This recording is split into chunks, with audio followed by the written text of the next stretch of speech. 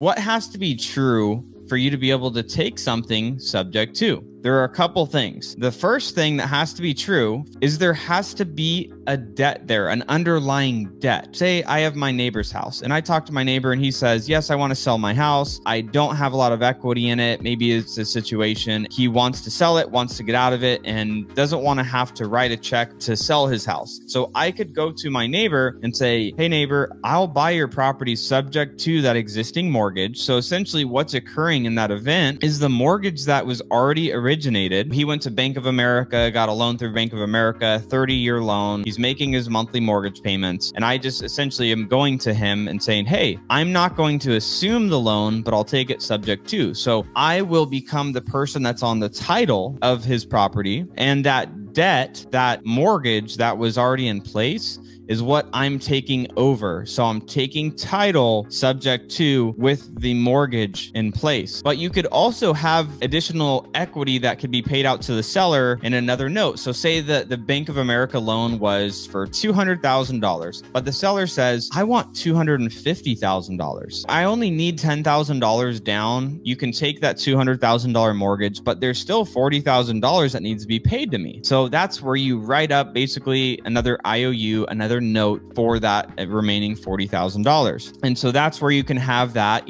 hybrid situation where you have subject to and you have seller carry on that deal. Obviously, sub to is just, again, it's a tool in your tool belt. Like it's using a screwdriver when you need a screwdriver. You have your cash offer, which is like the hammer. It's like, bam, cash offer is this, that's what it is. Close in 2 weeks.